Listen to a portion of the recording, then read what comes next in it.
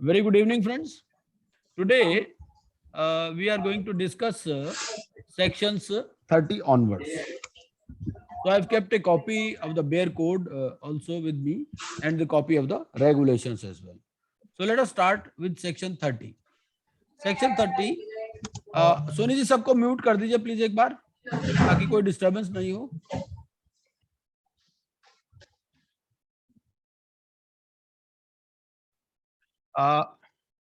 So section 30 subsection 1 says a resolution applicant may submit a resolution plan along with an affidavit stating that he is eligible under section 29A.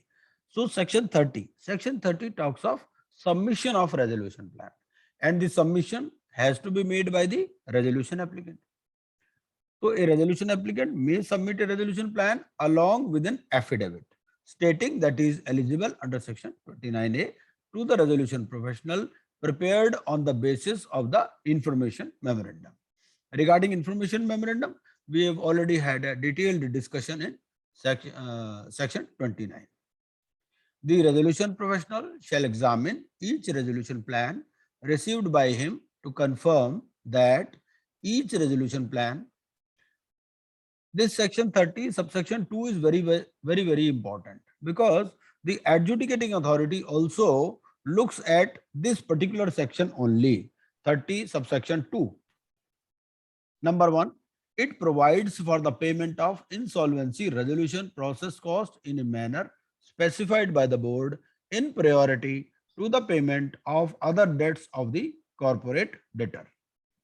तो अब यहाँ पर क्या है, specified by the board provides for the payment of insolvency resolution process cost in a manner specified by the board. तो पहले section पढ़ लेते हैं. Let us read the section first, then we will go to the regulations.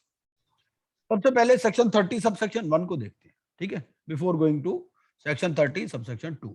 So what it says, a resolution applicant may submit a resolution plan along with an affidavit stating that he is eligible under section 29A to the resolution professional prepared on the basis of the information memorandum. So first thing is, only an eligible resolution applicant can file a resolution plan.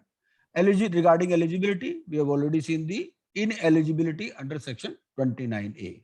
So if a resolution applicant attracts any of the inabilities which are specified in section 29A, then he cannot submit a resolution. So only an eligible resolution applicant can file a resolution plan either singly or with any other person who shall also be eligible to make a resolution plan. Because the word here used here is resolution applicant. The information memorandum forms the basis for submission of the resolution plan. A resolution applicant shall endeavor to submit a resolution plan prepared in accordance with the code and these regulations to the resolution professional 30 days before the expiry of the maximum period permitted under section 12 for the completion of the CIRP process. तो कम से कम उसको 30 दिन पहले देना पड़ेगा जो CIRP process है उससे पहले. ये रेगुलेशंस में दिया गया है. After the amendment by the Insolvency and Bankruptcy Amendment Ordinance, it is essential to submit the resolution plan along with an affidavit stating that the resolution applicant is eligible under section 29A. तो ये जो affidavit वाली clause है ये बाद में आई है by way of amendment. ठीक है. This affidavit has to be submitted to the resolution professional. अब उसके बाद में, अब इसके बाद में थोड़ा और डिटेल पढ़ लेते हैं कि what are the contents of the resolution plan. कि रेजोल्यूशन प्लान में वो देगा क्या.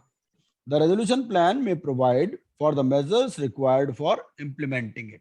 रेजोल्यूशन प्लान में बताएगा कि भाई ये मेरा रेजोल्यूशन प्लान है और मैं कैसे उसको इंप्लीमेंट करूंगा. ठीक है.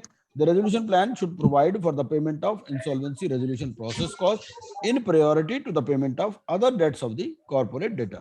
It should also provide for the payment of debt of operational creditors not less than their liquidation value. ठीक है. तो अब ये liquidation value में भी दो चीजें आ गई. ये भी उसमें क्या कहता है, एक तो liquidation value और दूसरी चीज क्या है, payment as per section 53.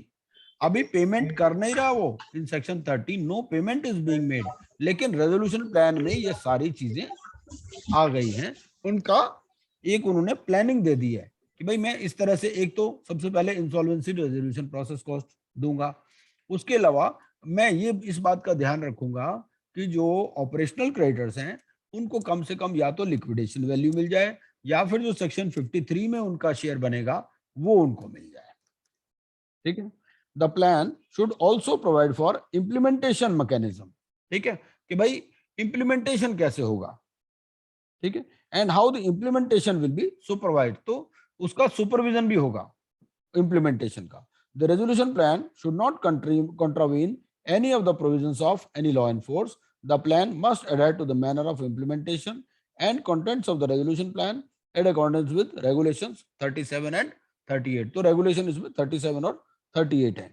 For the fast track CIRP, regulation 36 and 37 provides for the contents of the resolution plan and the manner of implementation. तो आपको 36, 37 और 38 तीनों पढ़ने हैं। ठीक है, अब हम कौन सा रेगुलेशन पढ़ रहे हो सर आप? मैं अभी कुछ नहीं पढ़ रहा, मैं यही एक्ट से ही पढ़ रहा हूं, अभी अभी रेगुलेशन पे लेके जाऊंगा आपको। ठीक है जी, अभी जो है मैं कोड से ही पढ़ रहा हूं और कोड के बाद में मैं आपको अब रेगुलेशंस पे ले जाता हूं। बेर एक्ट से पढ़ रहे हो ना? हाँ हाँ हाँ, बिल्कुल बिल्कुल, ये मैंने आपको बता दिया ना, मैंने जो जो क्रेडिटर्स हैं इसमें क्या होगा कि भाई इन दोनों में से जो भी हायर होगा, जो 53 में होगा या जो लिक्विडेशन वैल्यू, ठीक है, विच एवर इज हायर। क्योंकि जो ऑपरेशन क्रेडिटर हैं भाई उनके पास कोई वोटिंग राइट तो होता नहीं, जब उनके पास वोटिंग राइट नहीं होता तो लिक्विडेशन वैल्यू उसके पास है ही आरपी के पास। तो जो अपना ये रेजोल्यूशन प्लान लेके आएगा उसमें ये जरूर देखेगा कि भाई उनको कम से कम उतना पैसा मिल जाए जितना उनको लिक्विडेशन वैल्यू के हिसाब से मिलता, या फिर ये कि जो 53 में मिलता विच एवर इज हायर। ठीक है, उसके अलावा जो फाइनेंशियल क्रेडिटर्स हैं, फाइनेंशियल क्रेडिटर्स में भी क्या है भाई, कोई भी प्लान आपका 66% से अप्रूव हो सकता है। ठीक है ना, इसका मतलब मान लो 80% से अप्रूव हो गया, ठीक है, 20% तो फिर भी रह गए ना जो नहीं माने। अब जो नहीं माने उनको हम कहते हैं डिसेंटिंग फाइनेंशियल क्रेडिटर्स। तो डिसेंटिंग फाइनेंशियल क्रेडिटर में भी क्या है कि उसमें भी ये है कि भाई कितना उनको मिल जाता जितना 53 में मिल रहा है। भाई अल्टीमेटली होगा क्या, 53 में क्या दिया गया है, 53 में दिया गया है कि अगर कंपनी का लिक्विडेशन हो तो वाटरफॉल मैकेनिज्म क्या है, कैसे कैसे किस किस को पेमेंट होनी है। ठीक है, तो अगर कोई डिसेंटिंग फाइनेंशियल क्रेडिटर्स हैं तो रेजोल्यूशन प्लान में इस बात का प्रोविजन होना चाहिए कि उनको जितना पैसा लिक्विडेशन पर मिलता उतना जरूर मिल जाए, क्योंकि दो ही देखो ऑल्टरनेटिव है, या तो कंपनी का रेजोल्यूशन होगा या लिक्विडेशन होगा। ठीक है ना, तो अगर रेजोल्यूशन होगा तो जो पैसा मिलेगा, और जो लिक्विडेशन से कम नहीं मिल सकता फाइनेंशियल को भी। ठीक है, एक्सप्लेनेशन 1 क्या कहता है, for the removal of doubts it is here bye clarified that A distribution in accordance with the provisions of this clause shall be fair and equitable. अच्छा, उसके बाद में ये कहता है, अच्छा अब ये कहता है कि for the removal of for the purpose of this clause it is here bye declared that on and from the date of the commencement of the IBC Amendment Act, the provisions of this clause shall also apply to CIRP of a corporate debtor where a resolution plan has not been approved or rejected by the adjudicating authority. ठीक है, where an appeal has been preferred under section 61 or 62 or such an appeal is not time barred under any provisions of law for the time being in force, where a legal proceeding has been initiated in any court against the decision of the adjudicating authority. तो basically ये बात कर रहा है कि ये जो है सारे, चाहे प्लान अप्रूव हो ना हो, ठीक है ना, लेकिन प्लान में ये सारी बातों का प्रोविजन होना चाहिए। क्या होना चाहिए, इंसॉल्वेंसी रेजोल्यूशन प्रोसेस कॉस्ट, उसके बाद में सबसे पहले तो वो पेमेंट होगी, उसके बाद में जो ऑपरेशनल क्रेडिटर्स है उनको दोनों में से हायर लिक्विडेशन वैल्यू या 53। ठीक है, और जो डिसेंटिंग है डिसेंटिंग को भी 53 के हिसाब से।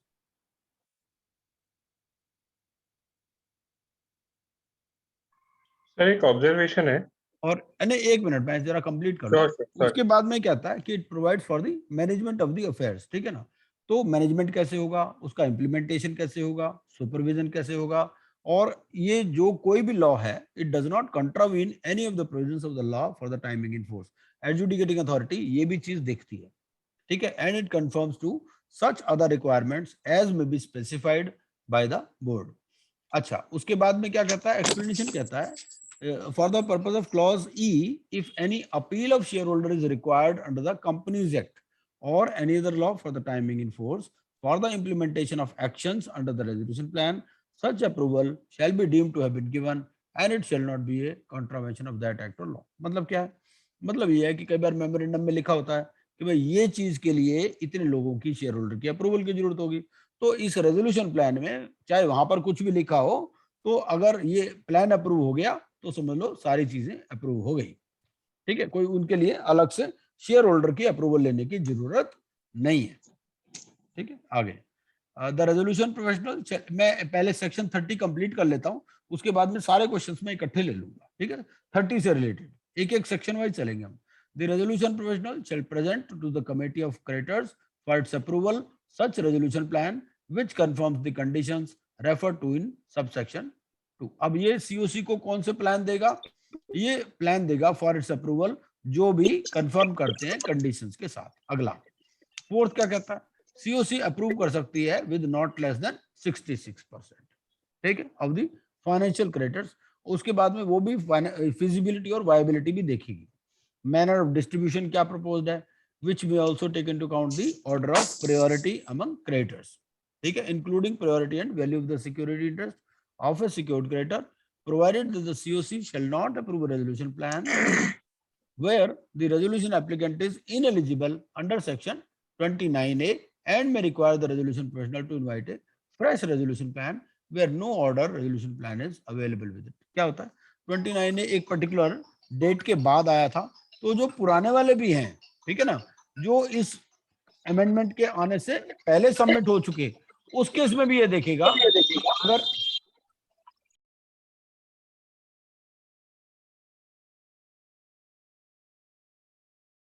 उस केस में भी ये क्या देखेगा, उसमें ये देखेगा कि where the resolution applicant is ineligible under section 29A and may require, और आरपी को बोलेगा कि भाई फ्रेश रेजोल्यूशन प्लान मंगाओ। ठीक है, अगर मान लो एक ही रेजोल्यूशन प्लान आया और उसी में 29A की इनएलिजिबिलिटी है, ठीक है ना, 29A में वो बंदा इनएलिजिबल है, ठीक है, ये अमेंडमेंट आने से पहले वो प्लान आ चुका था, 29A भी बाद में आया ना सेक्शन हमारा, तो अगर ये कहेगा भाई अगर कोई और रेजोल्यूशन प्लान नहीं है तो फ्रेश रेजोल्यूशन प्लान मंगाया, ये बोलता है। Provided further that where the resolution applicant referred to in the first proviso is ineligible, the resolution applicant shall be allowed by the COC such period not exceeding 30 days to make payment of overdue amounts। ठीक है, हमने सी में पढ़ा था 29A का सी कि भाई अगर एनपीए है तो आप पेमेंट करके आ सकते हो, तो उस केस में उसको 30 दिन का सीओसी टाइम अलाउ करेगी अगर कोई ऐसा आदमी आ गया है जो कि इनएलिजिबल है अंडर सेक्शन 29A। ये बात कर रहा है फर्स्ट प्रोवाइजो में जो डेफर्ड है। फर्स्ट प्रोवाइजो में डेफर्ड का मतलब जो पहले अपना 29A में इनएलिजिबल था लेकिन उसने 29A के ये जो अमेंडमेंट आया उससे पहले ही अप्लाई कर रखा था। ठीक है, तो उनको बोलेगा भाई आप पेमेंट करके आ जाओ। Provided also that nothing in the second proviso shall be construed as extension of the period for the purpose of the proviso to subsection 3 of section 12 and the corporate insolvency resolution process shall be completed within the, तो वो जो है ये 180 days के अंदर ही ये सारा है कि इसको कोई अलग से एक्सटेंशन नहीं मिलेगी। Provided also that the eligibility criteria in 29A shall apply to resolution applicant who has not submitted resolution plan as on the date of the commencement। ठीक है, तो उन पर ये अप्लाई होगा। ठीक है, जो पुराने वाले हैं उनको बोल देगा कि भैया आप जो है या तो पेमेंट करके आओ, या अगर एक ही है तो उसको बोलेगा भाई सीओसी बोलेगी आरपी को कि और रेजोल्यूशन प्लान आप इनवाइट करो। सेक्शन 30 सब सेक्शन 5 क्या कहता है? द रेजोल्यूशन एप्लीकेंट में attend the meeting of the COC in which the resolution plan of the applicant is considered.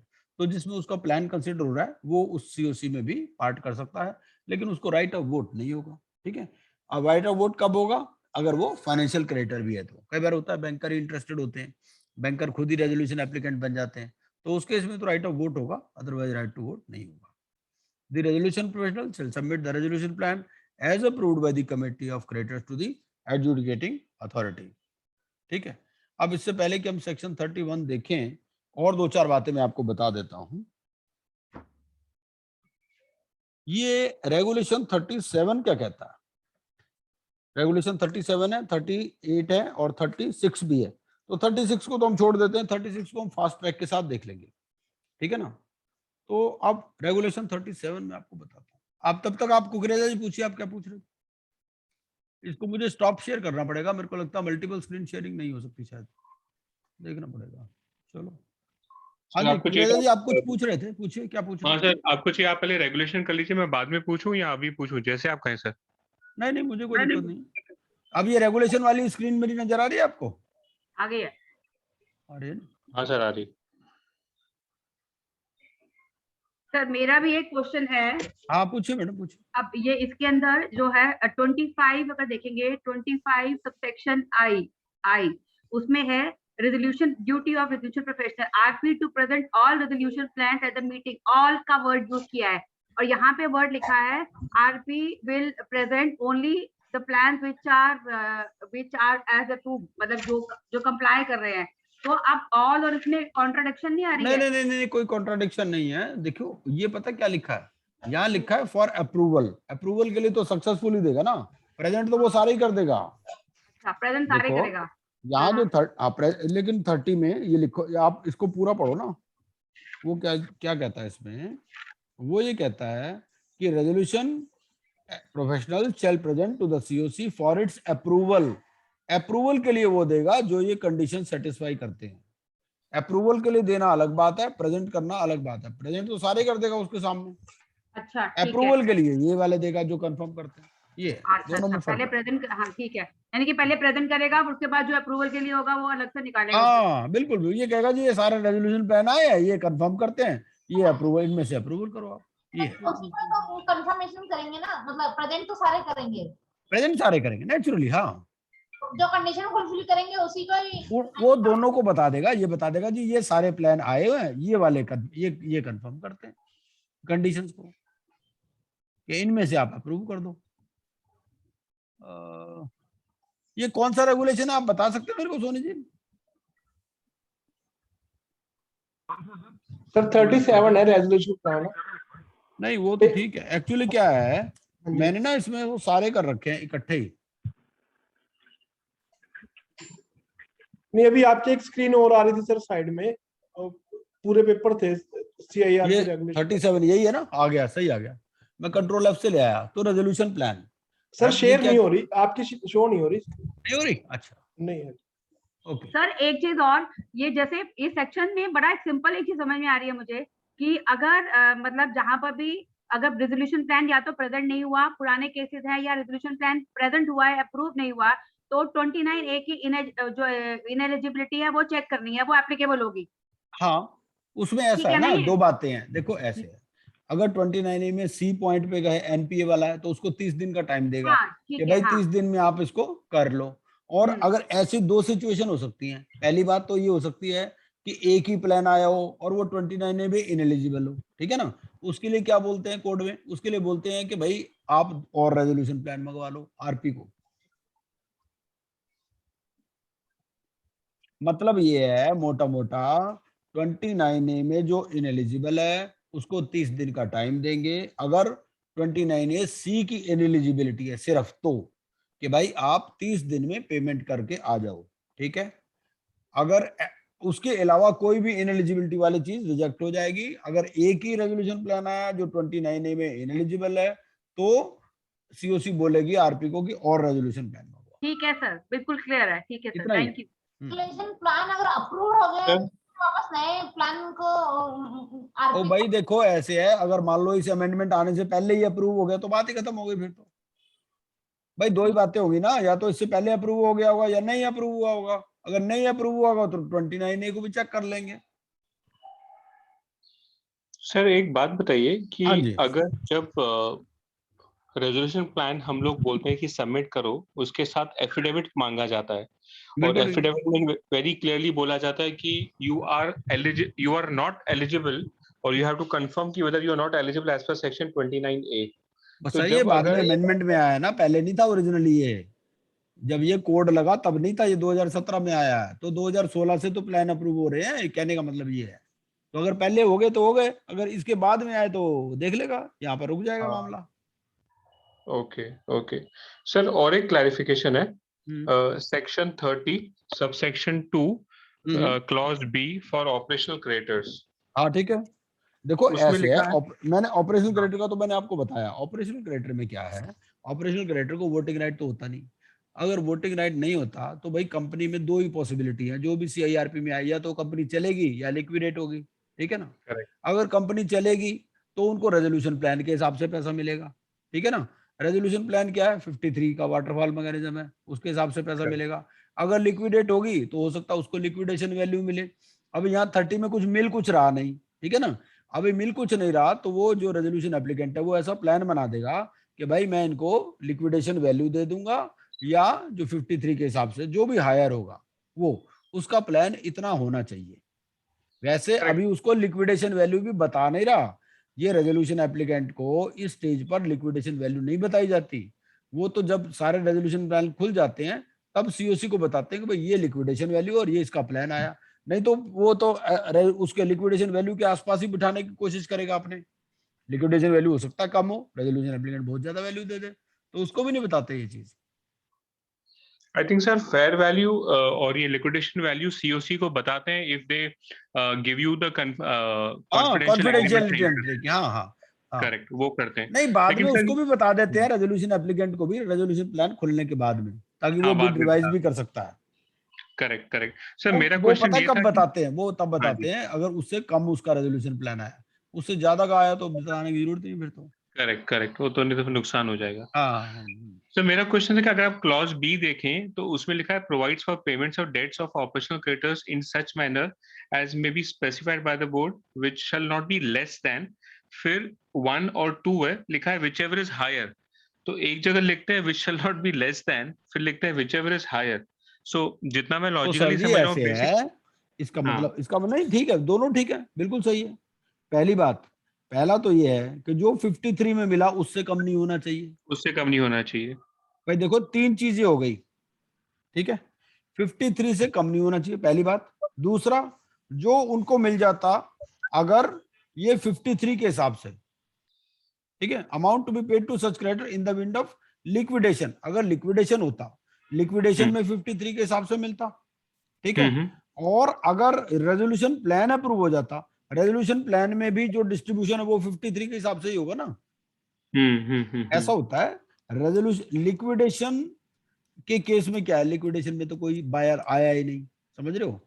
वो लिक्विडेशन करेक्ट वैल्यू में सेल करके जो भी मिलेगा उसको, जो 53 में जिस हिसाब से मिलता होगा, हो सकता है उसमें जीरो मिले उसको।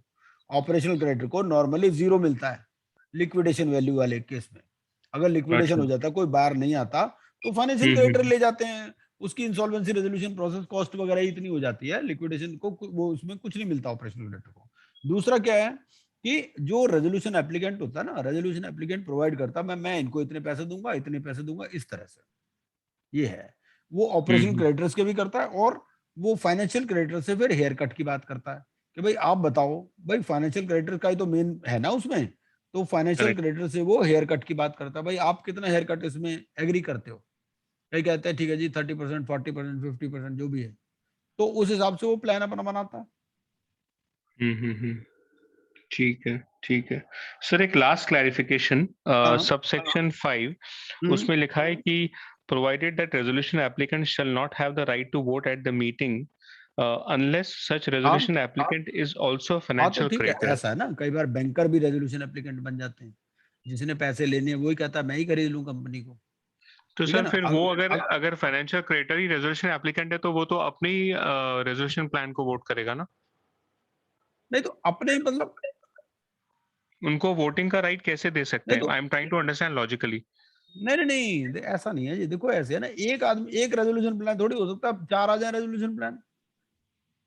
वो तो देखो हम्म ऐसे है, इसके बारे में क्या होता है कि रेजोल्यूशन प्लान देखो इसमें सबमिट करेगा, एक इवैल्यूएशन मैट्रिक्स बनता है। करेक्ट जितने भी रेजोल्यूशन प्लान आ जाते हैं ना, उनका एक इवैल्यूएशन मैट्रिक्स बनाते हैं।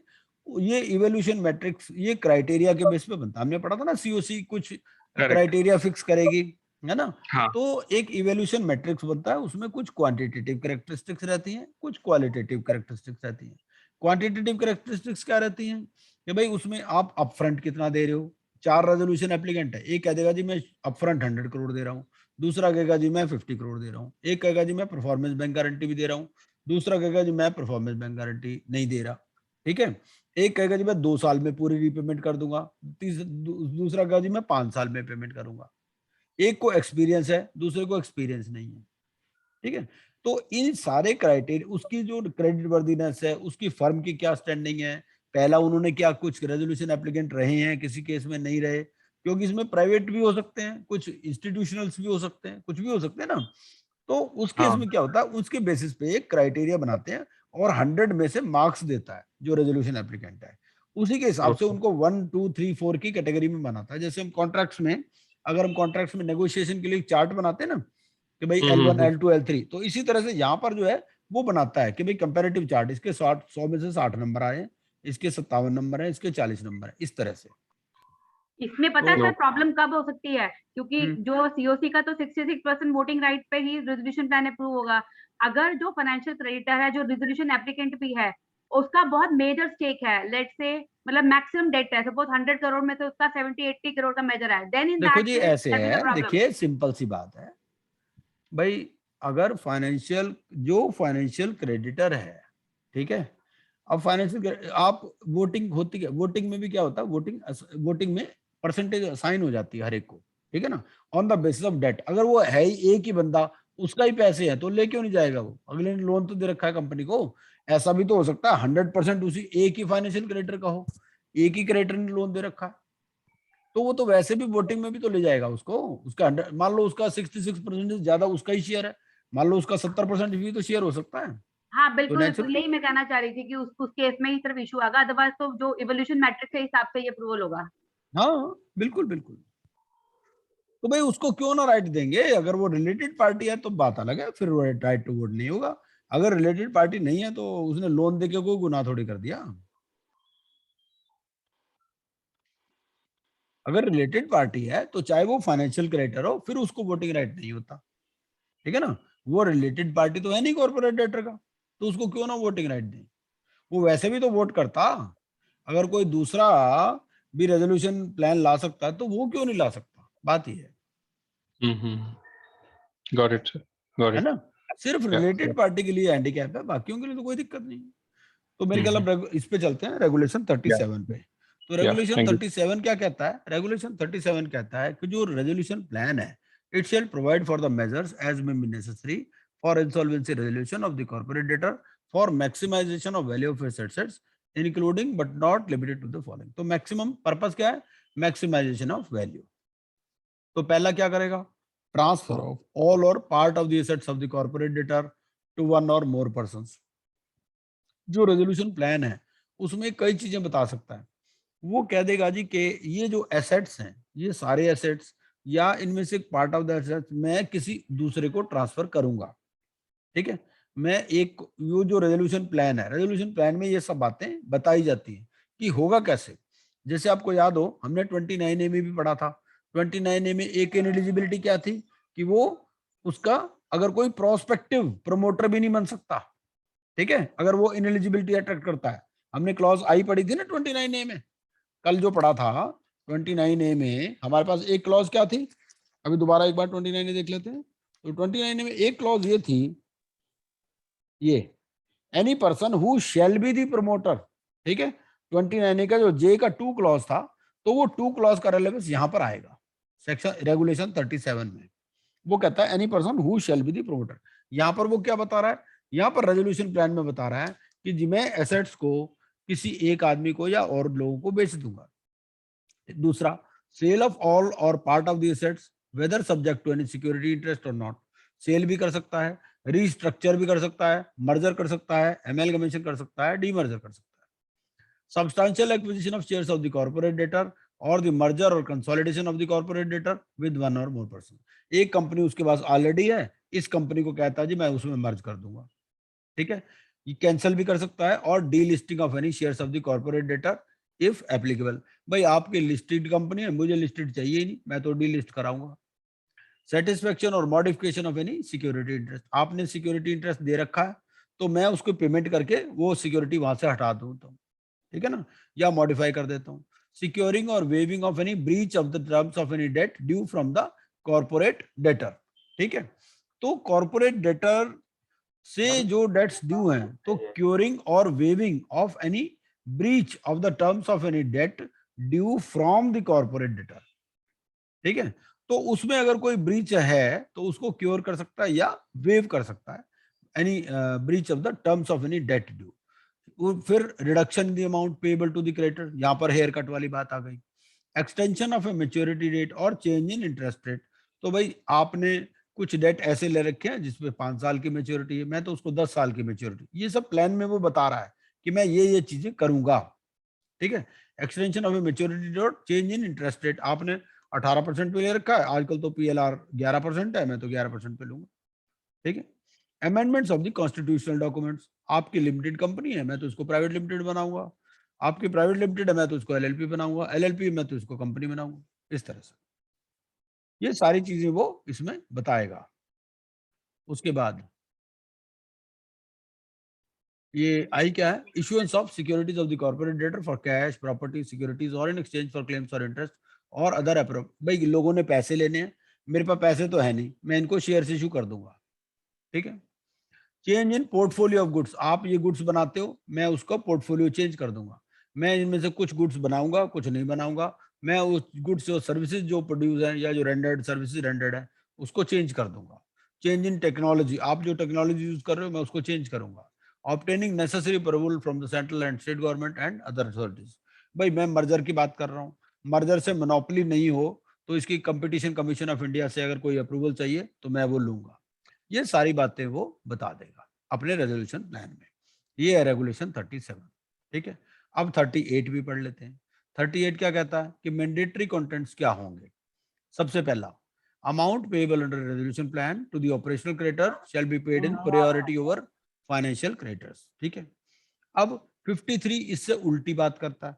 53 क्या कहता है, 53 कहता है कि भाई पहले फाइनेंशियल क्रेडिटर को पेमेंट होगी और बाद में ऑपरेशनल क्रेडिटर को पेमेंट होगी, ठीक है ना, क्योंकि नॉर्मली फाइनेंशियल जो वो सिक्योर्ड होते हैं और ये अनसिक्योर्ड होते हैं नॉर्मली, ठीक है। तो लेकिन यहां पर क्या बात कर रहा है, ये कह रहा है कि ऑपरेशनल क्रेडिटर को पहले पेमेंट करेगा।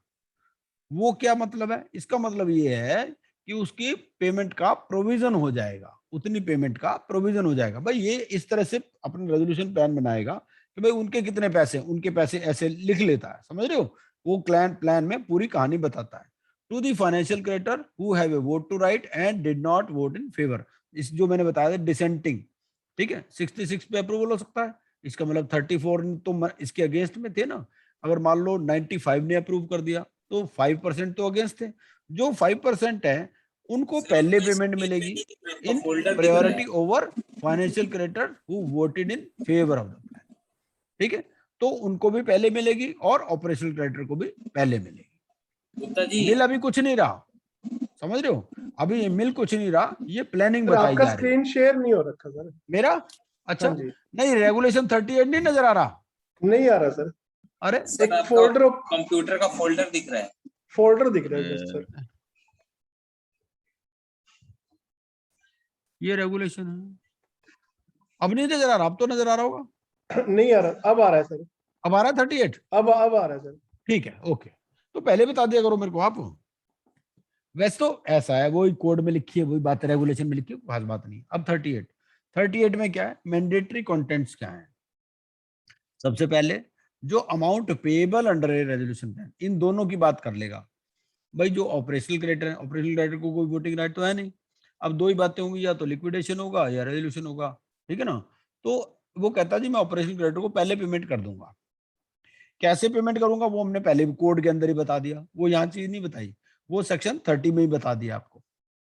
और फाइनेंशियल क्रेडिटर्स को भी जो डिसेंटिंग है वो उनको भी फाइनेंशियल क्रेडिटर जिन्होंने फेवर में वोट किया उनसे पहले पेमेंट कर दूंगा, ऐसा प्रोविजन वो करके चल रहा है इसमें।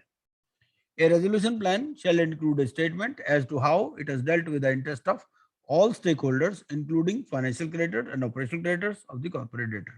तो ये पूरी एक इसमें स्टेटमेंट बना के देगा कि कैसे उसने जो डिफरेंट स्टेक होल्डर्स है उसके इंटरेस्ट को प्रोटेक्ट किया है। A resolution plan shall include a statement giving details if the resolution applicant or any of its related parties has failed to implement. तो इसमें ये भी बताएगा कि जी ऐसे है, मैं पहले भी किसी में रेजोल्यूशन एप्लीकेंट रह चुका हूं और मैं फेल हो गया था उसको इम्प्लीमेंट करने में, या मेरी वजह से वो प्लान फेल हो गया था और contributed to the failure of the implementation of any other resolution plan approved by the adjudicating authority at any time in the past. ठीक है, तो कभी भी इसमें कोई पीरियड का भी लिमिटेशन नहीं है कि ऐसा है जी, ये इसमें स्टेटमेंट देगा कि भाई ऐसा है, एक पहले भी प्लान में मैंने रेजोल्यूशन प्लान दिया था, एडजुडिकेटिंग अथॉरिटी ने अप्रूव कर दिया था, लेकिन मैं उसको इम्प्लीमेंट करने में फेल हो गया या मेरी वजह से वो प्लान इम्प्लीमेंट नहीं हो पाया। ठीक है, अगला, ए resolution plan shell provide the terms of the plan and it's implementation schedule. But terms क्या है और कैसे कैसे वो इम्प्लीमेंट होगी, management and control during its term, तो इस बीच में मैनेजमेंट एंड कंट्रोल कैसे होगा, फिर adequate means for supervising of its, उसका सुपरविजन कैसे होगा, कौन इस चीज को देखेगा। उसके बाद में थर्ड पॉइंट है, a resolution plan shall demonstrate that, एक तो पहली बात, it addresses the cause of default, कि जिस वजह से डिफॉल्ट हुआ उसको, उसके कॉज को ये एड्रेस कर रहा है। It is feasible and viable, it has provision for its effective implementation, it has provision for approvals required and the timelines for the same. जैसे मैंने बताया कि मर्जर के केस में आपको कंपटीशन कमीशन से अप्रूवल लेना पड़ता है कि भाई मोनोपोली में तो रिजल्ट नहीं हो रही है मर्जर, ठीक है ना। तो और लास्ट पॉइंट है, the resolution applicant has the capability to implement the resolution plan. तो ये इसके अंदर 37 और 38 के रेगुलेशन हमारे हैं। ठीक है, अब किसी का कोई सवाल हो तो पूछ सकते हैं, नहीं तो फिर हम आगे चलते हैं। हाँ सर, मुझे एक सवाल है। हाँ जी, हाँ जी, हाँ जी, पूछिए पूछिए। सर रेगुलेशन 38(1) जिसमें वो बता रहा है कि amount payable under resolution plan की पहले ऑपरेशनल क्रेडिटर्स, बाद में financial creditors who did not vote. हाँ, ठीक है। If I read this regulation along with section 53, हाँ, तो ठीक सर है। उसमें कोई, हाँ आप बताइए, पूछिए पूछिए। हाँ, उसमें सर कॉन्ट्राडिक्शन नहीं है, क्योंकि for example central government, state government जो है उनका नंबर 5th आता है एज पर सेक्शन 53, लेकिन इसके हिसाब से ऑपरेशनल क्रेडिटर को सबसे पहले पेमेंट मिलनी चाहिए। तो मैं थोड़ा कंफ्यूज हूँ कि ऐसा है, मिलेगी उसी ऑर्डर में, उसी ऑर्डर में अच्छा, मिलेगी।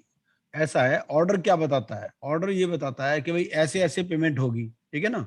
भाई सबसे पहले आईआरपीसी कॉस्ट पेमेंट होगी, उसके करेक्ट, बाद जो सिक्योरिटी क्रेडिटर है जिन्होंने अपना इंटरेस्ट रिलिंक्विश कर दिया उसको पेमेंट होगी अलॉन्ग विद वर्कमैन 24 मंथ्स के, ऐसे ही पेमेंट है ना, वो पूरा शेड्यूल है ना उसका।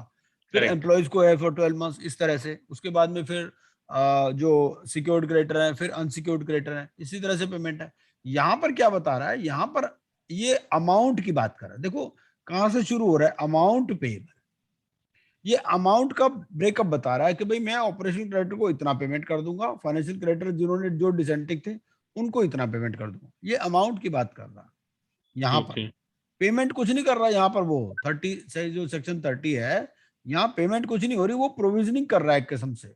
जैसे प्रोविजनिंग हम टोटल की करते हैं ना, भाई मान लो मैं 100 करोड़ में जिस कंपनी को खरीदूंगा, 100 करोड़ में ये तो हो गए ऑपरेशनल क्रेडिटर के पैसे, ये हो गए फाइनेंशियल क्रेडिटर जो डिसेंटिंग है, ये जो फाइनेंशियल क्रेडिटर भाई जिन्होंने हेयर कट के लिए एग्री किया, हेयर कट वाली कॉन्सेप्ट आ रही है ना 37 में, ठीक है सर ना। ये अमाउंट जीरो भी हो सकता है, क्या अमाउंट जीरो भी हो सकता है ऑपरेशनल क्रेडिटर्स का फिर इस क्लोज के अकॉर्डिंगली। हाँ, वो तो ऐसा है ना, जितने भी रेजोल्यूशन प्लान आएंगे सब में देखा जाएगा क्या क्या किस किस में कितना कितना प्रोविजन है। लेकिन ऐसा है कि वो तो बात उन्होंने करी थी ना, उन्होंने कहा कम से कम लिक्विडेशन वैल्यू तो देनी पड़ेगी ना। लिक्विडेशन वैल्यू जो 53 में उतना तो मिनिमम होना चाहिए। 30 सबसेक्शन 2 तो उसकी बात करता ही है ना, उससे कम तो होएगा नहीं। यस, एक्चुअली ऐसा हो सकता है, देखो ये तो प्लान है, प्लान के बाद में हो सकता है कोई भी प्लान आपका अप्रूव ना हो, लिक्विडेशन ही हो जाए अल्टीमेटली। जब लिक्विडेशन होगा तो उनको लिक्विडेशन ही मिलेगी ना, मिलेगा तो उसके हिसाब से, यहां नहीं मिल रहा कुछ भी। ये तो सिर्फ अपनी प्रोविजनिंग कर रहा है अमाउंट की, कि भाई वो टोटल अमाउंट से बैक वर्किंग कर लेता है, समझ लो एक किस्म से। इसका कोई पेमेंट से मतलब नहीं है, ये नहीं कि ये मिल ही जाएगा उनको, ऐसा कुछ नहीं है। ओके, ओके, और ये भी नहीं ठीक है, पता ये रेजोल्यूशन प्लान अप्रूव होगा नहीं होगा, ये तो अभी बहुत आगे तक जाएगा। पहले तो सीओसी इसको अप्रूव करे ना करे, फिर एडजुडिकेटिंग अथॉरिटी भी रिजेक्ट कर सकती है, क्या होगा क्या नहीं होगा, वो एक अल्टीमेट चीज है। और फिर क्या होता है कि पैसा भी एक बार में नहीं मिलता, पैसा भी धीरे धीरे मिलेगा, तो उनके रेशो डिसाइड कर लेते हैं वो, उस हिसाब से हर एक को पेमेंट करते रहते हैं। भाई ऐसा तो नहीं ना कि कंपनी के सारे चीजें इकट्ठी बिक जाएंगी एक ही दिन, और एक ही दिन पेमेंट हो जाएगी, ऐसा तो होता नहीं। वो प्रोपोर्शन एक डिसाइड कर लेते हैं, ठीक है ना। आप उन्होंने एक परसेंटेज डिसाइड कर लिया, भाई इनको इतना मिलना है, इनको इतना मिलना, उस हिसाब से पेमेंट करते रहेंगे जितना जितना आता रहेगा। Thank you sir. यहाँ पर भी क्या है, ये जो रेजोल्यूशन एप्लीकेंट है ये भी इकट्ठे पैसे नहीं देता, ये भी कहता है मैं 2 साल में दूंगा। ये जो है ये कहेगा कंपनी चलाऊंगा, मैं कंपनी चला करके पैसे दूंगा, इस तरह से कहता है ये वो सर ऐसा इसके लिए थोड़ी शायद वो कुछ कहता हाँ है मैं अपफ्रंट दे दूंगा, कुछ बाकी दे दूंगा। तो अपफ्रंट में करेक्ट क्या होता है, पहले सबसे पहले आप इंसॉल्वेंसी रेजोल्यूशन प्रोसेस कॉस्ट को पूरा करोगे, ये इन सारे का आप टोटल बना लोगे, कितने कितने पैसे किस किस को देने हैं, उस हिसाब से देते रहोगे, जैसे जैसे पैसे आते रहेंगे। इकट्ठे थोड़ी आते हैं पैसे, इतना सिंपल नहीं है जितना यहाँ पर नजर आता है, एक्चुअली तो काफी कॉम्प्लिकेटेड है। Correct correct correct sir, thank you. उसके बाद आगे चलते हैं, तो ये 38 भी हो गया हमारा। अब रह गया हमारा 39। 39 से पहले मेरे हिसाब से अब सेक्शन 30 तो हमारा कंप्लीट हो चुका मेरे हिसाब से। अगर इसमें कुछ सवाल है तो ठीक है, नहीं तो 31 पे चलते हैं हम। बताइए सर। नहीं तो ऐसे है, 2-4 सेक्शन और पढ़ लेंगे ना तो आराम से आपको क्लियर हो जाएगा। अब 31 करते हैं। 31 बात करता है अप्रूवल ऑफ रेजोल्यूशन प्लान की, ठीक है। तो 31 में आपको ये वाला स्टॉप शेयर करके और न्यू शेयर करता हूँ।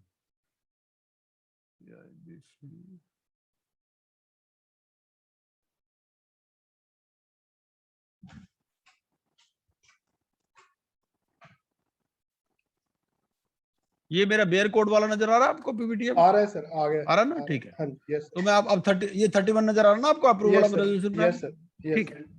तो अप्रूवल में क्या कहता है ये कहता है इफ दी, देखो ऐसे है, इस बार हमने बड़े आराम आराम से करना है, जब तक समझ नहीं आएगा तब तक आगे नहीं चलेंगे, ठीक है।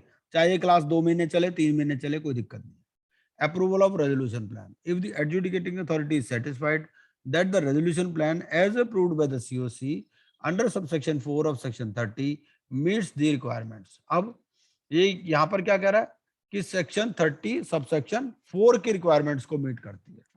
30 सबसेक्शन 4 में क्या लिखा है? 34 में लिखा है आपका कि ये प्लान अप्रूव हो गया 6% और after considering it's feasibility and viability including priority and value of the security interest of a secured creditor and such other requirements as may be specified, ठीक है। ये 30 सबसेक्शन 4 की बात करता है सारी चीजें। इसमें फिर वो 29A पे भी ले आया इसको, ठीक है ना। तो 29A तो हमने देख लिया, 30 सबसेक्शन 4 तो हम देख चुके हैं। तो इसमें वो कहता है कि भाई 30 सबसेक्शन 4 की रिक्वायरमेंट पूरी करेगा as refer to in subsection 2 of section 30। Subsection 2 क्या कहता है? सबसेक्शन 2 ये बात करता है कि रेजोल्यूशन प्लान इन चीजों के लिए प्रोविजनिंग होगी, उसमें आईआरपीसी कॉस्ट, ऑपरेशनल क्रेडिटर्स, ठीक है ना, और ये सब बातें, मैनेजमेंट ऑफ अफेयर्स, इम्प्लीमेंटेशन, ये सारी सब 30 सबसेक्शन 2 में है। तो वो ये देख लेगा 30 सबसेक्शन 2 की कंडीशंस मीट हो रही है ना, तो वो अप्रूव कर देगा। which shall be binding on the corporate debtor and its employees, members, creditors, including the central government, state government, local authority, to whom a debt is in this। एक case law हम ऐसा देखेंगे इसमें कि क्या हुआ, एक रेजोल्यूशन प्लान अप्रूव हो गया, रेजोल्यूशन प्लान अप्रूव होकर दूसरी कंपनी ने उसको टेक ओवर कर लिया, जीएसटी डिपार्टमेंट ने नई कंपनी के अगेंस्ट में वो नोटिस इशू कर दिया, डिमांड नोटिस। तो कोर्ट ने उनको डांटा कि भाई ऐसा है, आईबीसी में जो लिखा है तुम्हें तो लिक्विडेशन, आरपी ने बोला जैसा जी लिक्विडेशन वैल्यू के हिसाब से तो इनको कुछ भी नहीं मिलना था। जो रेजोल्यूशन एप्लीकेंट है इन्होंने इसको ज्यादा दिया है पैसे, जो इनको शायद 75 करोड़ या जो भी कुछ अमाउंट था उसमें, नाथ द्वारा सीमेंट वाला केस में हम पढ़ेंगे, कहता जी इनको तो हमने ज्यादा उस लिक्विडेशन वैल्यू से तो काफी ज्यादा मिला है इनको। तो उन्होंने कहा भाई ऐसा है कि आप ऐसे कोई कोर्ट का टाइम वेस्ट नहीं कर सकते कि बेकार में आप यूजलेस फ्रिवोलस लिटिगेशन में आप एंगेज हैं। तो ये सब पर बाइंडिंग हो जाएगा, ठीक है, गारंटर्स पर भी, अदर स्टेक होल्डर्स पर भी, provided that the adjudicating authority shell before passing an order for approval of resolution plan satisfy that the resolution plan has provision for its effective implement। मतलब वो implementable भी होना चाहिए, ऐसा नहीं कि सिर्फ false promises हो, implement ना हो सकता हो, तो वो भी वो accept नहीं करेगी adjudicating authority। अच्छा, अगर adjudicating authority satisfied है कि भाई it does not conform to the requirement referred to in subsection 1, तो वो reject भी कर सकती है, ठीक है। अब जब ये order of approval हो गया तो उसके केस में क्या होगा कि जो मॉरेटोरियम था, मॉरेटोरियम कब से लग गया था हमारा, जब से इंसॉल्वेंसी कमेंसमेंट डेट थी, ठीक है ना, जब हमने एडमिट हो गई तब से मॉरेटोरियम लग गया था। तो जब ये अप्रूवल हो गया, ये प्लान अप्रूव हो गया, तो moratorium will cease to have effect, यहाँ पर मॉरेटोरियम खत्म, ठीक है। And the resolution professional shall forward all records relating to the conduct of the CIRP and the resolution plan to the board to be recorded on its database. तो ये plan resolution plan और CIRP process का जो भी सारे record हैं ये IBBI को दे देगा ऑन RP। उसके बाद में the resolution applicant shall pursuant to the resolution plan approved under subsection 1 obtain the necessary approvals required under any law for the time being in force within a period of 1 year from the date of approval of the resolution plan.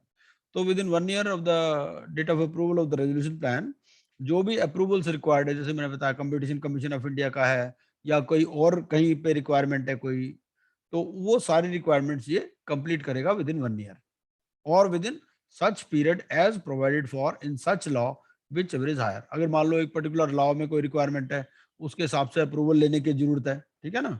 मान लो company का nature ही उसने change कर दिया, बताता ना goods and services का भी मैं पोर्टफोलियो चेंज कर दूंगा, तो अगर मान लो कोई गुड्स ऐसा भी हो सकता है जो सब्जेक्ट टू लाइसेंसिंग हो, तो उसके लाइसेंसिंग में जो पीरियड मेंशन होगा वो उस विच एवर इज लेटर, इस तरह से।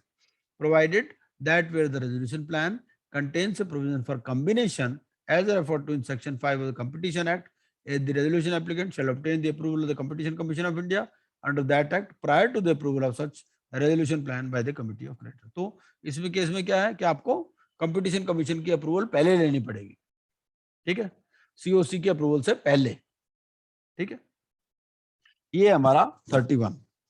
तो 31 में थोड़ा सा और देख लेते हैं। सर 31(1) में हम जो बात कर रहे हैं इसमें क्या है, A has to be satisfied that the resolution plan will meet 2 conditions, 30 subsection 4, 30 subsection 2। 30 subsection 2 बोलता है कि वो ये है कि ऑपरेशनल क्रेडिटर्स की बात करता है कि ठीक है, और 34 फाइनेंशियल क्रेडिटर्स की बात करता है, ठीक है। तो इसी के अंदर जो रेगुलेशन पड़ी है हमने 38 जिसमें mandatory content of the resolution plan है, वो भी बात करता है हमारा ऑपरेशनल क्रेडिटर, यानी कि हमारा जो 38 का क्लॉज है, 38 रेगुलेशन है, वो जो है इसके अंदर कवर हो जाती है। बिल्कुल बिल्कुल, हाँ क्यों नहीं, जो मैं समझ रही थी, तो मैंने कहा क्योंकि दोनों पढ़ा ना मैंने, एक में FCR है एक में OCR है, और OC की जो है वो 38 की रेगुलेशन हो जाएगी। तो इसका मतलब है जो भी प्लान सबमिट होगा उसके अंदर प्रोविजन होना चाहिए ऑपरेशनल क्रेडिटर का which will not be less then जो 53 लिक्विडेशन वैल्यू से कम नहीं होना चाहिए। दो वैल्यू लिक्विडेशन वैल्यू या 53 में जो भी पेमेंट हो रही है, नहीं, पर उसमें ऐसा भी तो है ना कि 53 से तो जीरो तो हो नहीं सकता, तो लिक्विडेशन वैल्यू से तो कम नहीं होगा ऑपरेशनल क्रेडिटर को। नहीं, तो दोनों लिखा है एक्ट में, तो दोनों लिखा है, ऐसे ही पढ़ना पड़ेगा हमें, दोनों वैल्यू। नहीं, उसमें तो लिखा था ना, आपने जब भी बताया, जैसे उसमें लिखा था कि it should not be less then the amount under 53 और the amount which will distribute, तो 53(1) व्हिचएवर इज हायर। तो अभी आपने एक्सप्लेन किया था कि किसी भी हालत में जो लिक्विडेशन वैल्यू से नहीं कम होगा, क्योंकि ऊपर नॉट लेस देन है, नीचे हायर है, तो यही कॉन्ट्रवेंशन अभी नहीं, बात वो नहीं, ऐसा नहीं है। देखिए लिक्विडेशन वैल्यू एक अलग वैल्यू है, हो सकता है लिक्विडेशन वैल्यू ज्यादा हो, क्या पता 53 में कम मिल रहा हो, ऐसा भी तो हो सकता है। ऐसा कुछ नहीं कह सकते आप भाई लिक्विडेशन वैल्यू कौन, वो तो IRP जैसे ही अपॉइंट होता है वो 2 वैल्यू निकलवा लेता है, 2 रजिस्टर्ड वैल्यू को अपॉइंट करता है, उनसे कहता है जी 2 वैल्यू निकाल दो, एक फेयर वैल्यू दे दो, एक लिक्विडेशन वैल्यू दे दो, ये चीज है।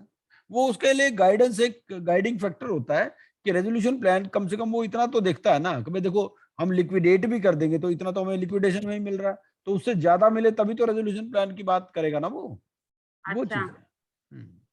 तो नॉट नॉर्मली लेस देन का क्या, नॉट लेस देन फिर क्यों लिखा कि नॉट लेस देन का कंसेप्ट तो थोड़ा कॉन्ट्रडिक्टरी हो रहा है यहाँ पे। अगर मैं 32 की बात करूं तो मैं 32A की बात करूं, हाँ तो देखिए ऐसा है ना, वो कहता है कि भाई इन दोनों में से कुछ भी कम, पहली बात तो ये है कि भाई जो लिक्विडेशन में मिलेगा क्रेडिटर्स को उससे कम नहीं होना चाहिए, या फिर जो अमाउंट है अगर आपको 53 में है, ठीक है ना, उससे कम नहीं होना चाहिए, और दोनों में से हायर हो जो भी। हाँ तो वही आ गया ना कि लिक्विडेशन से कम ना हो, मतलब हायर तो होगा, लिक्विडेशन से कम ना हो। सर ये जो हाँ। 53 है ये तो लिक्विडेशन के लिए है, वाटरफॉल मैकेनिज्म तो लिक्विडेशन के केस में ही है। नहीं नहीं नहीं नहीं, ऐसा कुछ नहीं है। 53 तो वाटरफॉल की बात करता है मैकेनिज्म की। नहीं सर वहाँ तो पे जगह जगह पे liquidation cost, liquidation before liquidation ऐसे लिखा हुआ। लिक्विडेशन कमिटमेंट है तो ये तो लिक्विडेशन के केस में हुआ। कोई बात नहीं, ऐसा है अब और आगे पढ़ेंगे तो और थोड़ी सी क्लैरिटी आ जाएगी, कोई बात नहीं। अभी 53 पर पहुंचते हैं फिर पता चल जाएगा, कोई बात नहीं। इसको हम केस स्टडी से भी डिस्कस करेंगे, रेजोल्यूशन प्लान से, आप चिंता मत करो। थोड़ा थोड़ा थोड़ा इसको समझिए, आएगा और क्लैरिटी आएगी इसमें, ऐसी बात नहीं। जैसे जैसे Okay, आगे sir. चलेंगे और Okay, क्लैरिटी sir. इसमें आएगी। Okay, basic sir. बात यही है कि दोनों में से विचएवर इज हायर है। वो जी कहता है भाई ऐसा है कि पहला तो बात क्या कहता है वो कि भाई आपको एक ऐसा भी तो हो सकता है ना भाई, लिक्विडेशन में जितना मिलता उससे ज्यादा मिल जाए, पहली बात, उससे कम ना मिले, ऐसा है। अब जो रेजोल्यूशन, आप इस बात को समझो, रेजोल्यूशन एप्लीकेंट को लिक्विडेशन वैल्यू पता नहीं है, उसको नहीं पता ना, उसको बताई गई। यहाँ पर जब उसने प्लान दिया वो बताई नहीं गई उसको लिक्विडेशन वैल्यू क्या है, वो अपने आप से एक वैल्यू डाल रहा है उसमें। आप ऐसे समझो इस चीज को। तो ये क्या देख रहा है, ये देख रहा है भाई उससे कम तो नहीं है लिक्विडेशन वैल्यू से ऑपरेशनल क्रेडिट को जो ये पेमेंट करना चाह रहा है, बात ही है।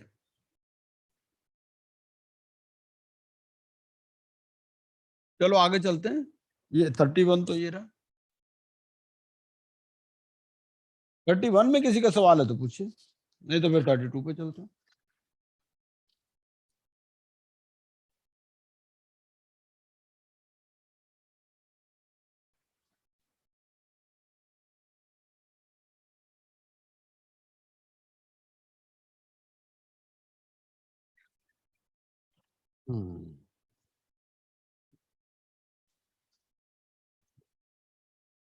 और 31 में ये फिर टाइमलाइंस भी आ जाती हैं आपकी।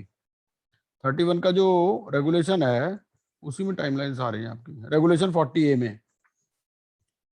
ठीक है, अब आगे चलते हैं। 32 अपील कहता है। अपील में क्या कहता है, an any appeal from an order approving the resolution plan shall be in the manner and on the grounds laid down in subsection 3 of section 61। अब ये 31 में कह दिया कि एडजुडिकेटिंग अथॉरिटी अप्रूव या रिजेक्ट कैसे करेगी, तो नेचुरली उसके बाद में जो दूसरी पार्टी होगी वो अपील तो करना चाहेगी ना। तो अपील के बारे में कहता है कि आप 61 सबसेक्शन 3 में जो ग्राउंड्स दी गई हैं उस वहां पर होगी है। ठीक है, अगर अप्रूवल हो गया और उसके अगेंस्ट में आप अप्रूव कर रहे हो, उसके अगेंस्ट में आप अपील कर रहे हो, ऐसा भी हो सकता है ना कि आपका रेजोल्यूशन प्लान तो अप्रूव हो गया लेकिन जिस पार्टी का नहीं हुआ, जो सक्सेसफुल रेजोल्यूशन एप्लीकेंट नहीं हुआ, 4 ने रेजोल्यूशन प्लान डाला था, तो जिसका प्लान अप्रूव नहीं हुआ, जो रेजोल्यूशन जो नहीं बना रेजोल्यूशन एप्लीकेंट, वो अपील कर सकता है इस ऑर्डर के अगेंस्ट में। कहीं मेरी जो कोटेशन थी उसको नहीं माना, दूसरे को मान लिया, ये चीज। उसके बाद में क्या कहता है, यहाँ ये कहता है 32A(1) notwithstanding anything to the contrary contained in this code or any other law, the liability of ये 32A बाद में आया था, तो 32A भूषण स्टील वाले केस के बाद में आया था। इसमें मेन बात क्या लिखी है भाई, एक रेजोल्यूशन प्लान अप्रूव हो गया, ठीक है, पहले एक पर्टिकुलर मैनेजमेंट था, अब नया बायर आ गया, नया मैनेजमेंट आ गया, उस नए मैनेजमेंट का पुराने मैनेजमेंट से कुछ लेना देना नहीं है। ठीक है ना, तो ना तो उस कंपनी की प्रॉपर्टी को आप टच कर सकते। अगर मान लो कोई केस चल रहा है, मान लो कोई प्रिवेंशन ऑफ मनी लॉन्ड्रिंग का केस चल रहा है, कोई सीरियस फ्रॉड इन्वेस्टिगेशन ऑफिस का केस चल रहा है, तो ना तो उस कंपनी की प्रॉपर्टी को आप टच कर सकते और ना ही जो नया मैनेजमेंट है, जो नए डायरेक्टर्स हैं, उनको आप इम्प्लीकेट कर सकते। अगर वो मिले हुए हों तो अब बात अलग है। यही 32A कहता है मोटा मोटा।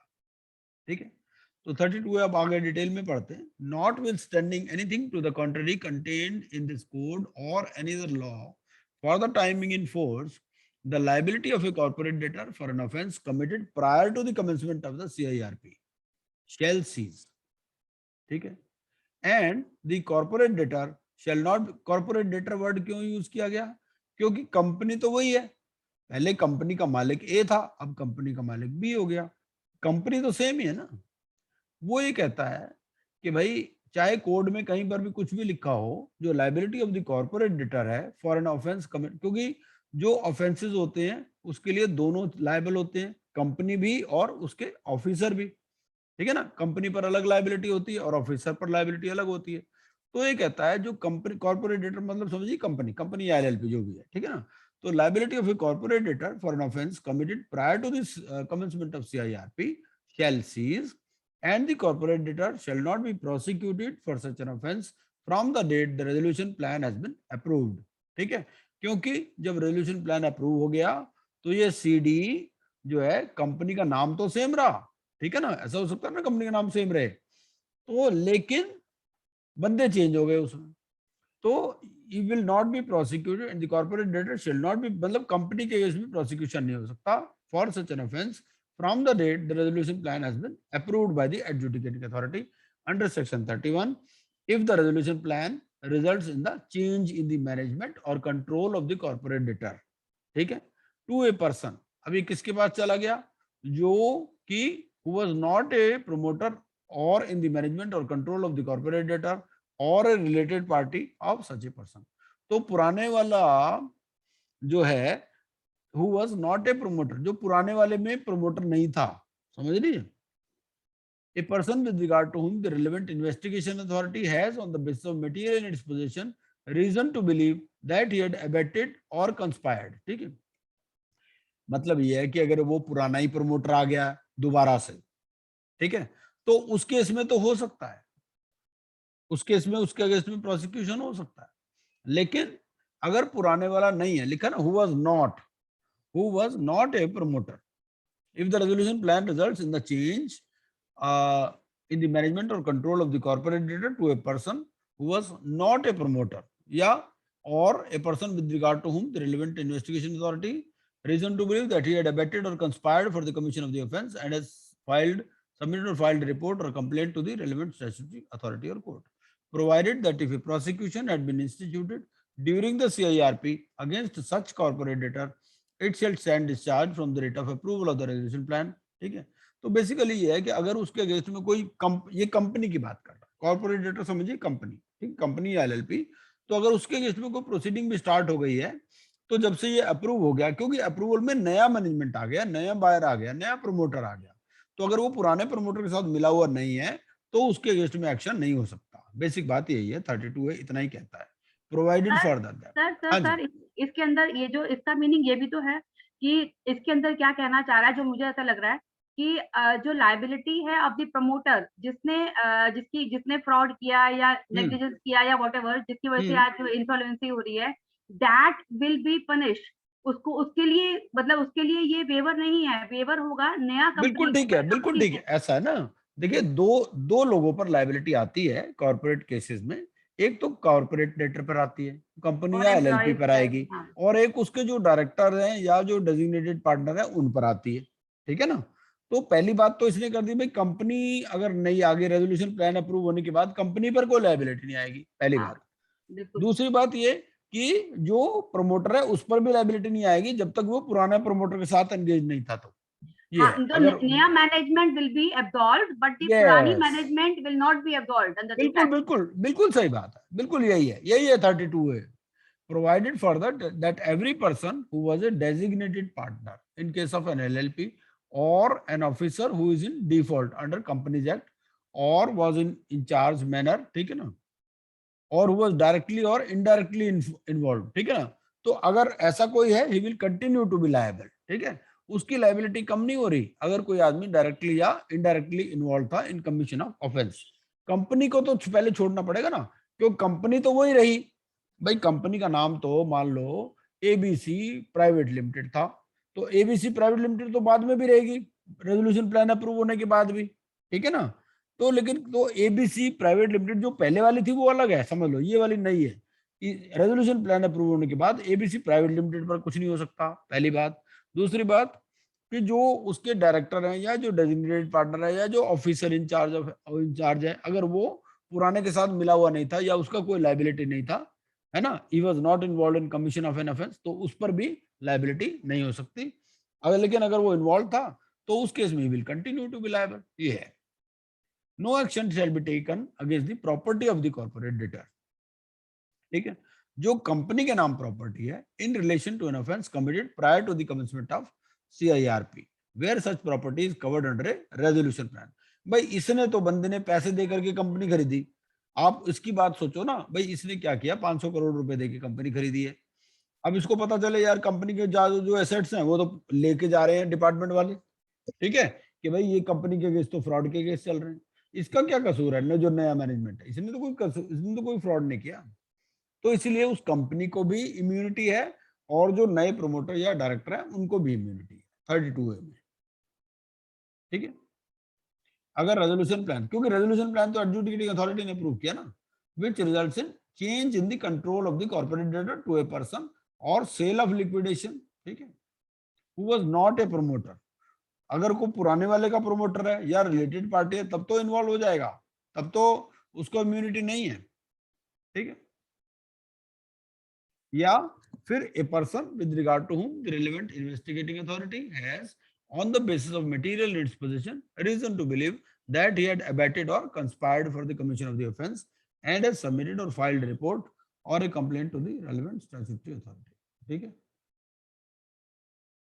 तो ये इतना ही है, 32 है और कोई खास बात इसमें नहीं है, मोटी मोटी बात। ये भूषण स्टील वाले से आया, उन्होंने कहा भाई जो पुराने प्रोमोटर हैं उनके खिलाफ आप केस चलाओ, ये जो नया प्रोमोटर आ गया या उस कंपनी की प्रॉपर्टी को क्या मतलब है आपको, ये चीज। डेजिग्नेटेड पार्टनर और पार्टनर में क्या डिफरेंस है? देखिए ऐसा होता है कि जो LLP है उसमें सारे पार्टनर डेजिग्नेटेड पार्टनर नहीं होते, ठीक है ना, तो डेजिग्नेटेड पार्टनर एक अलग है और पार्टनर अलग होता है LLP के केस में, और all partners may not be designated partners. Basically जो डेजिग्नेटेड पार्टनर्स है वो अकाउंट्स वगैरह साइन करते हैं या और भी जो चीजें हैं, बेसिकली ऐसा समझिए। और लायबिलिटी तो सबकी बराबर रहती है LLP में? नहीं, LLP में लायबिलिटी तो देखिए लिमिटेड लायबिलिटी है तो to the extent of capital contribution ही रहती है, जो उनका कैपिटल कंट्रीब्यूशन उसके हिसाब से लायबिलिटी। तो उसका डेजिग्नेटेड के साथ कोई ऐसा कोई वो नहीं है, क्योंकि इसमें लिखा है ना डेजिग्नेटेड पार्टनर, यानी कि तो अगर ऐसा है ना वो तो आप देखो LLP जैसे MC के से थ्रू कंट्रोल होता है, तो कुछ लायबिलिटीज वो डेजिग्नेटेड पार्टनर्स की हैं, जैसे दे में be held liable for production of accounts वगैरह और भी चीजें बहुत सारी, बेसिकली उनको ही पहले बुलाया जाएगा। Designated partners are like directors. Yes sir, हाँ you can say something like that. Natural person होते हैं सर दोनों। मतलब नेचुरल पर्सन हो गए ना, जैसे दूसरे पार्टनर तो प्राइवेट लिमिटेड कंपनी बन गई कोई। हाँ, प्राइवेट लिमिटेड भी हो सकता है। नहीं, पर इसमें मेरा प्रश्न ये है कि जो 32A जो B पार्ट है, जो प्रोविजो है, फर्स्ट प्रोविजो, तो उसमें वर्ड लिखा है every person who was the designated partner is defined in the LLP।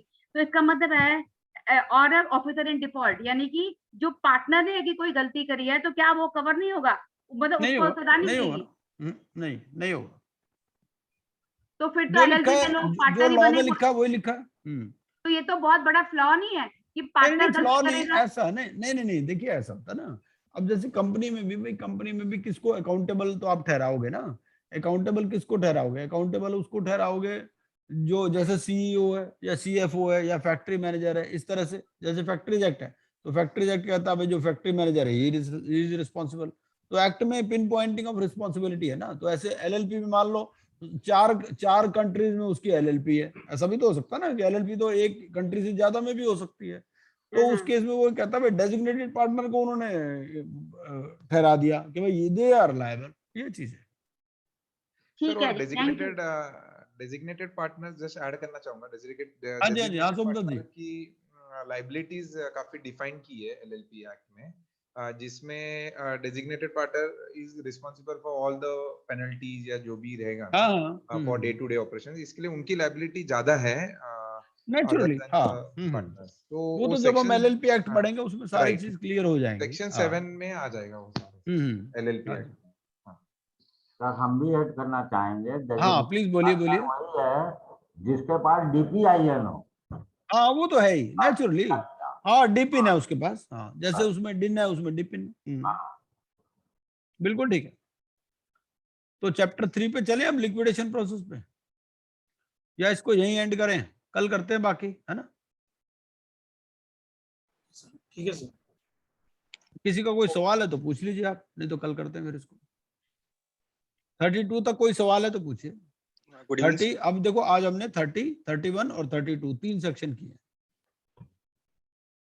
Good evening sir. हाँ, गुड इवनिंग जी, बोलिए। हाँ जी sir, this is regarding explanation 2 of subsection 2 of 32A। एक मिनट मैं भी निकाल लेता हूँ। सेक्शन 32A का 2A का 2 का एक्सप्लेनेशन 2। अच्छा, एक्सप्लेनेशन 2, ठीक है। Nothing in this subsection. Yes correct sir. हाँ, नथिंग, ये थोड़ा मैं पढ़ क्लैरिफाई देता कर हूँ। Nothing in this subsection shall be construed to bar an action against the property of any person other than the corporate debtor or a person who has acquired such property through CIRP or liquidation process and fulfills the requirement specified in this section, against whom such an action may be taken under such law as may be applicable. तो अब ये क्या कहता है कि भाई सबसे पहला इसमें इम्यूनिटी ग्रांट किसको की? कॉर्पोरेट डेटर को, और जो भी पर्सन है who has acquired such property through CIRP, ठीक है। तो अब ये क्या कहता है? ये कहता है कि against the property of any person other than, सबसे इंपॉर्टेंट वर्ड यहां पर क्या है? Other than. अदर देन का मतलब आप दो आदमियों को छोड़ दो, एक तो कॉर्पोरेट डेटर को छोड़ दो और एक ऐसे आदमी को छोड़ दो जिसने CIRP या लिक्विडेशन में ये प्रॉपर्टी एक्वायर की है। उसके अलावा बाकियों के खिलाफ में जो भी एक्शन ले सकते हो, यही कहता है सेक्शन ये 2। इसमें क्या बात है? तो ये तो ऑलरेडी उन्होंने एक्सप्लेन ऊपर ही कर दिया, फिर ये वो दोबारा से ठीक है, दिया वो तो क्या होता है एक्सप्लेनेशन में और थोड़ा क्लियर कर दिया, सिंपल बात तो वही है और कुछ थोड़ी इसमें। Okay okay, thank you sir, thank you. हाँ हाँ, वो अदर देन कह रहा है ना, अदर देन का मतलब इन दोनों को छोड़ दो, आप वो कंपनी को भी छोड़ दो और जिस पर्सन ने एक्वायर की CIRP में उसको छोड़ दो। बेसिकली वो CIRP को चैलेंज नहीं करना चाहते, जो रेजोल्यूशन प्लान को चैलेंज नहीं करना चाहते। मेन बात ही है भाई, रेजोल्यूशन प्लान एडजुडिकेटिंग अथॉरिटी ने अप्रूव तो कर ही दिया ना, और बाकी तो अपील का राइट तो दे ही दिया। अगर आप रेजोल्यूशन प्लान से सेटिस्फाइड नहीं है तो आप अपील कर दीजिए, लेकिन उसमें क्या है कि आप रेजोल्यूशन प्लान के कंटेंट्स के नहीं है, वो appeal actually against the decision of the adjudicating authority है। बेसिक बात ही है। Correct, thank you sir. Sir और एक आई थिंक जो मेरा अंडरस्टैंडिंग ये है कि हाँ जी। 32A2 जो है ना, वो स्पेसिफिकली प्रॉपर्टी ऑफ CD के बारे में बता रहा है। जैसे फर्स्ट वाला जो है clause 32A1 that is more about ना लायबिलिटी ऑफ ए CD, तो 2 में स्पेसिफिकली प्रॉपर्टी ऑफ CD के बारे में बता रहा है। हाँ हाँ ठीक है। हाँ, तो वो दोनों का डिफरेंस वो है। हाँ बिल्कुल ठीक है। 1 और 2 में। पहली बात में लायबिलिटी की बात करता, 32A1 में लायबिलिटी की बात करता, और यहाँ पर प्रॉपर्टी की बात करता है, property of the corporate debtor.